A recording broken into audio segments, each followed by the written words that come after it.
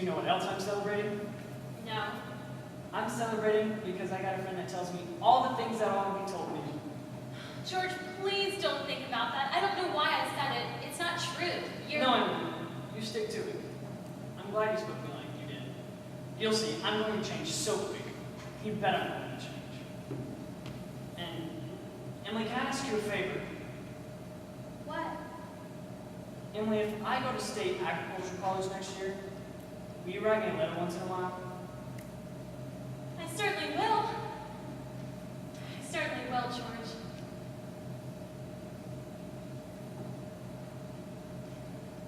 Certainly seems like being away for 3 years, you'd get out of touch with things. Maybe letters from Rover's Corners wouldn't be so interesting after all. Rover's Corners isn't a very big place when you think of all of New Hampshire. But I think it's a very nice town. The day will come when I wouldn't want to know all the things that's happening here. I know that's true, Emily. Well, I'll try to make my letters interesting then. You know, Emily, every time I meet a farmer, I ask him if it's important to go to agriculture school to be a good farmer. Why, George? Yeah, and some of them say that it's even a waste of time, that you can get all those things in pamphlets the government sends out. And Uncle Luke's getting old. He's about ready for me to start taking over the farm if I could. My... And like you said, being gone all that time, meeting new people in other places, gosh, if anything like that could happen, I don't want to go away. I guess new people aren't any better than old ones. I bet they almost never are. Emily, I feel that you're as good as a friend as I've got. I don't need to go in other towns and meet new people. But George, maybe it's very important for you to go and learn all about the cattle judging and soils. Of course, I don't know. Emily, I'm going to make up my mind right now. I won't. I'll tell my pa about it tonight. But George, I don't see why you have to decide right now. It's a whole year away. Emily, I'm glad you spoke to me like that. That fault my character. What you said was right, but there was one thing wrong.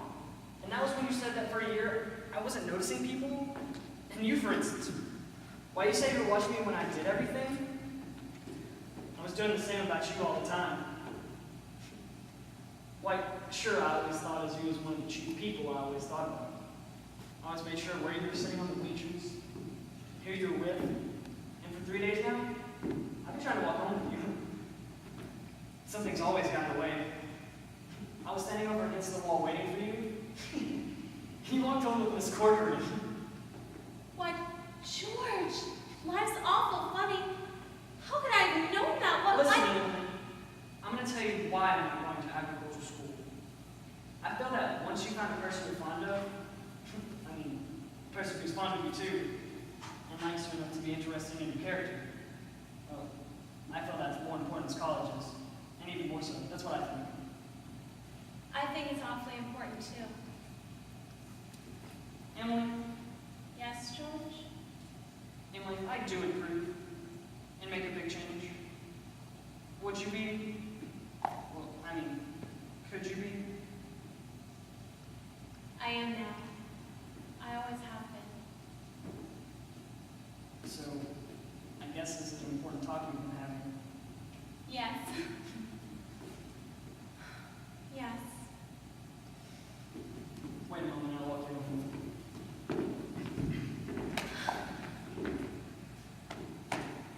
Mrs. Webb, I'm going to have to go home and get you the money to pay you for this. What's that, George Gibbs? Do you mean to tell Yes. me?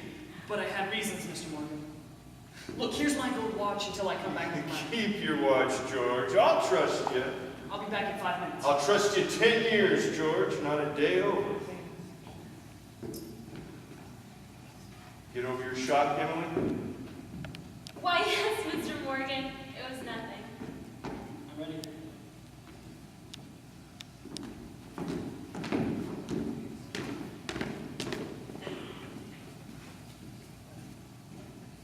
Well, now we can get on with the wedge. There are a lot of thoughts to be had about a wedding, a lot of things to be said about a wedding. You can't get them all into one wedding naturally, especially not a wedding at Grover's Corners, where weddings are often plain and short. In this wedding, I play the role of the minister. That gives me the right to say a few more things about it. For a while now, play gets pretty serious. You see, some churches say that marriage is a sacrament. I don't quite know what that means. I can guess. It's like Miss Gibbs said a few minutes ago, people were made to live 2 by 2. Now, this is a good wedding, but people are so made up that even at a good wedding, there is so much confusion way down deep in people's minds, and we thought that that ought to be in our play too. The real hero of this scene isn't on the stage at all. You all know who that is. It's like what one of those European fellas said. Every child born into this world is nature's attempt to make a perfect human being. Well, nature's been pushing and contriving for some time now. We all know that nature's interested in quantity.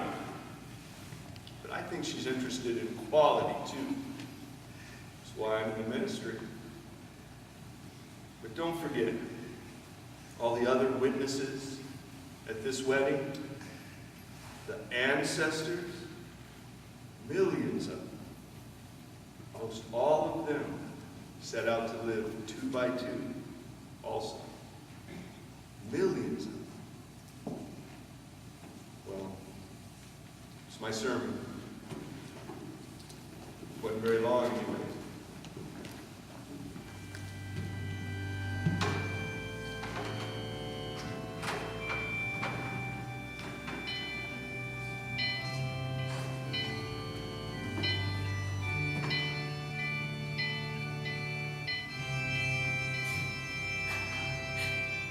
I don't know why on earth I should be crying.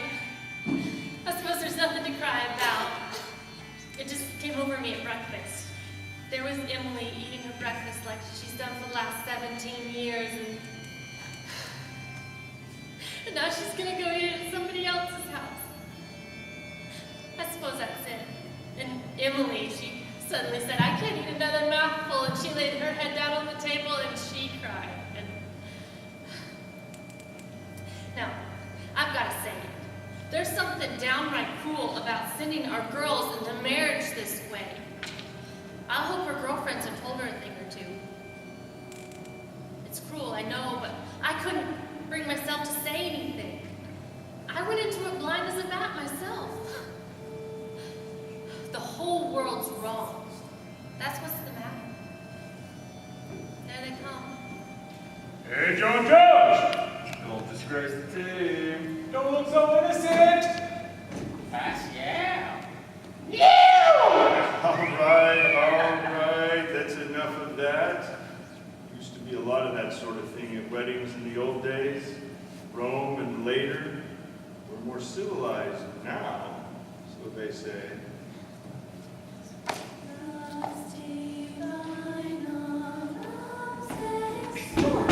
George, what's the matter? Oh, Ma, I don't want to grow old. Why is somebody pushing me so? George, you wanted it. No, Ma, listen. No, that's her man No, Ma, listen. For the last time I asked you, all I want to do is be a fellow. now. George, now, if anyone should hear you. Now stop. Why? I'm ashamed of you. Where's Emily? George, you gave me such a turn. Sure, Ma, I'm getting married. Just let me catch my breath a minute. Listen, Mom, you save Thursday nights. Emily and I are going to come over every Thursday night for dinner. You'll see. Mom, why are you crying for? We got to get ready for this.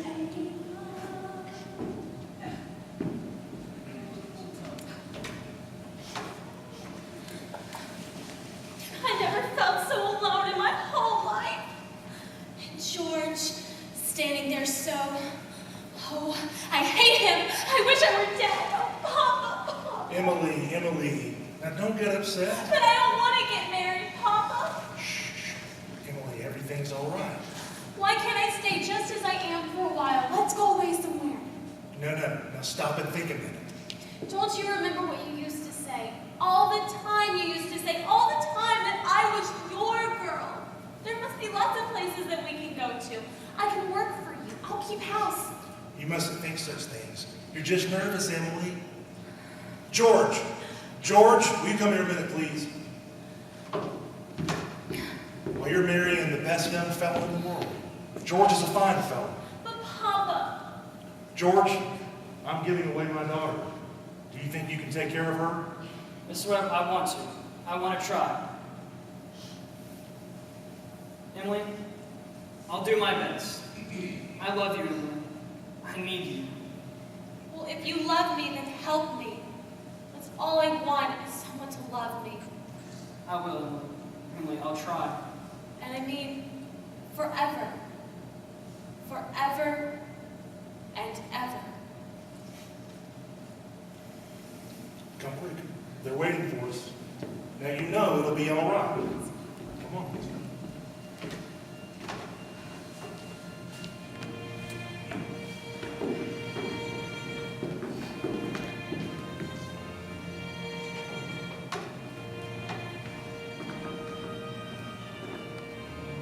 George, take Emily to be your lawfully wedded wife, to have and to hold. Perfectly lovely wedding. Loveliest wedding I ever saw. I do just love a good wedding, don't you? Oh, and doesn't she make a lovely bride? I do.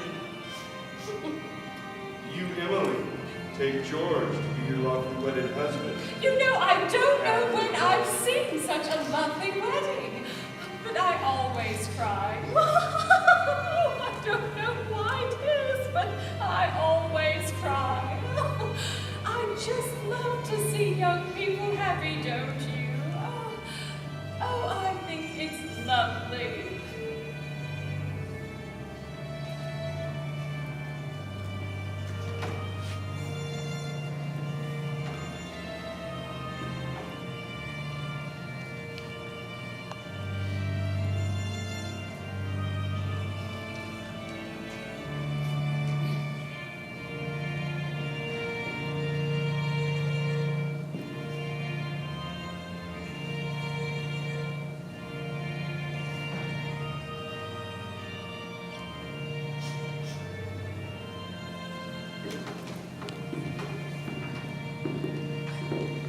I've married over 200 couples in my day.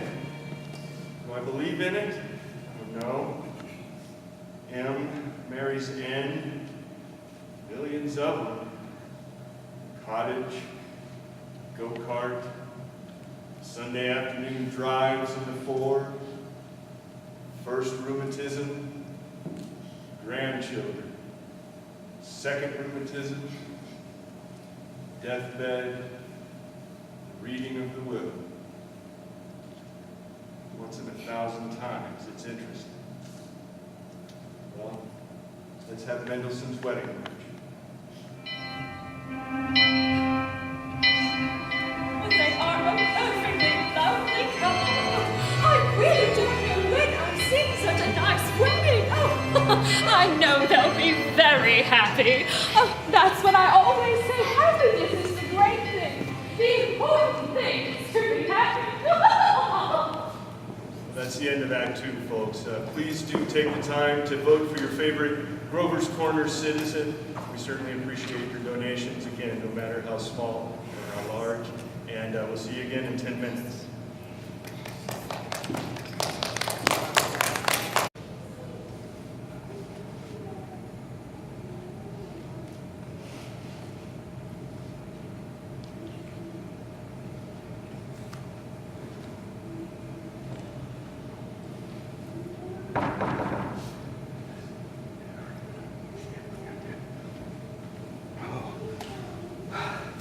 This time, 9 years have gone by, friends. Summer, 1913. Gradual changes in Grover's Corners. Horses are getting rarer. Farmers coming into town in Fords. Most everybody locks their house doors now at night. Ain't been any burglars in town yet, but everybody's heard about it. You'd be surprised, though. Very little seems to change around here. This is certainly an important part of Grover's Corners. It's on a hilltop, a windy hilltop. Often lots of sky, moon and stars. Lots of sky, lots of clouds. You come up here on a fine afternoon and you can see range on range of hills, awfully blue they are, up by Lake Sinape and Lake Winnipesaukee. And if you have a glass, if you look way on up, you can see the White Mountains and Mount Washington. And of course, our favorite mountain, Mount Monadnocks, right here. All these towns that lie around it. Jaffrey and East Jaffrey, Peterborough, Dublin. Way on down is Grover's Corners. Beautiful spot up here. Mountain laurel, lilacs. I often wonder why people choose to be buried in Woodlawn in Brooklyn when they might pass the same time up here in New Hampshire. Over there, the old stones, 1670, 1680. Strong-minded people come a long way to be independent. Summer, people come up here and laugh at the funny words on the tombstones. Don't do any harm. Genealogists come up from Boston, get paid by city people to look up their ancestors. Want to be sure they're daughters of the American Revolution or of the Mayflower. Don't do any harm either, I guess. Everywhere you come near the human race, there's layers and layers of nonsense. Over here, some Civil War veterans. Iron flags on their graves. New Hampshire boys. Had the notion that the Union ought to be kept together, though they'd never seen more than 50 miles of it themselves. All they knew was the name, friends. United States of America. The United States of America. They went and died about it. There's a new part of the cemetery. This is my friend Mrs. Gibbs. Let's see here. Simon Stimson, the organist from the Congregational Church, and Professor Willard, who enjoyed the wedding so. You remember?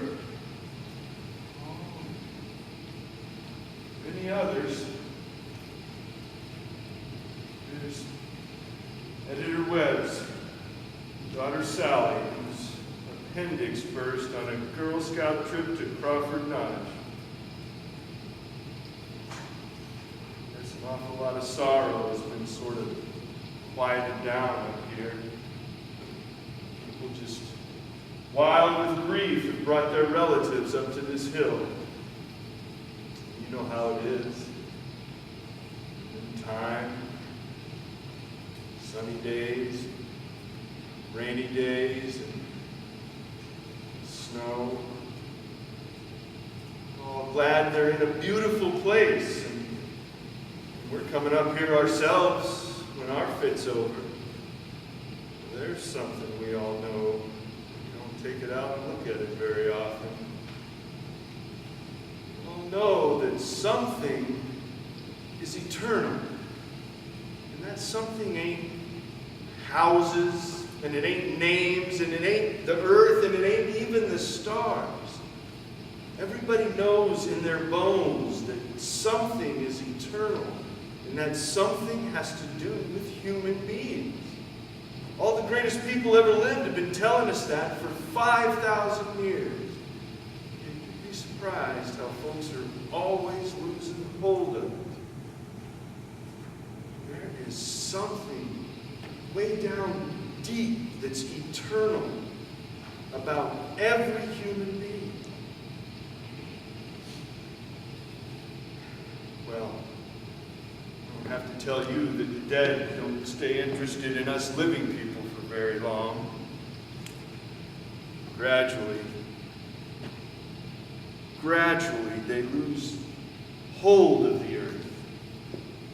And the ambitions they had, and the pleasures they had, and the things they suffered, the people they loved, get weaned away from the earth. That's the way I put it. Weaned away. And they stay here while the earth part of them burns away, burns out. And all that time, they slowly get indifferent to Grover's Corners. They're waiting. They're waiting for something they feel is coming. Something important and great. Aren't they waiting for the eternal part in them to come out clear? Some of the things they're going to say, and you'll hurt your feelings. That's the way it is. Mother and daughter, husband and wife, enemy and enemy, money and miser, all those terribly important things kind of grow pale around here. And what's left when memory's gone and your identity, Mrs. Smith?